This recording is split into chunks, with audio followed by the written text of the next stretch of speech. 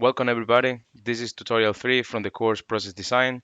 In this tutorial, we're going to be talking about heat exchanger network, but more specifically, we're going to be discussing about the main two heat exchanger blocks or models available in Aspen, which are the heater and the heat-X, and when to use each of them for which application. So if we wrap up what we did in tutorial 3, I showed you that the heater is the basic model in Aspen. You can do simple energy balance calculations, and the good thing is that you only need one process stream and a target temperature. So if you want to heat up a stream from one temperature to the other one, you don't need to worry about heating or cooling fluid, which speeds up the simulation process. And a good task for the heater is task 1, in which we are required to increase the temperature of this coolant, which is Freon. And Freon starts at minus 23 degrees, and we need to heat it up to a temperature of around 27 degrees. So the method that is also suggested is NRTL. So now we can start with the simulation in Aspen. So here, as you see, this is the interface of Aspen. Now we're going to start with a new blank simulation, as you already know.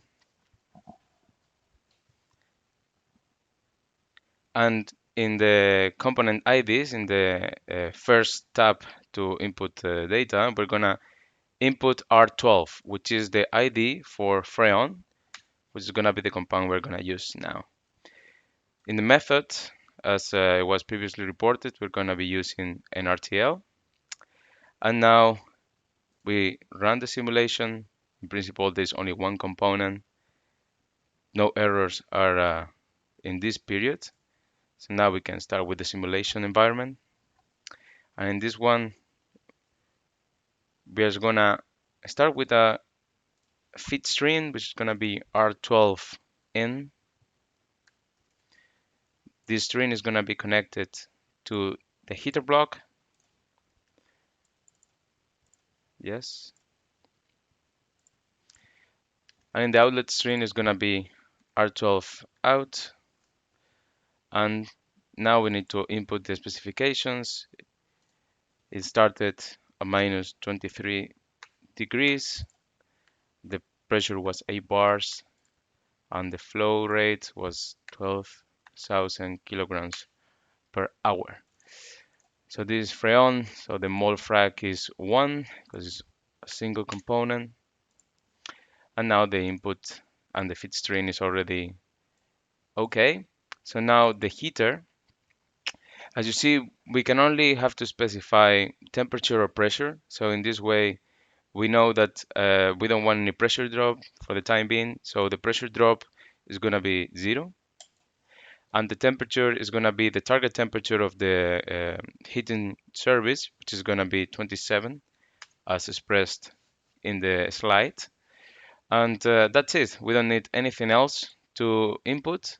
And in principle, Aspen should be able to converge this system. So now before we run the simulation, we go to the control panel and now we run it. No errors, no warnings were issued during this input translation. And now we can see the results. If you go to the heater, you double click and you go to results, you can see that as results we have the heat duty and the net duty. And in case we had some pressure drop, it will also be expressed here. But this was what we input.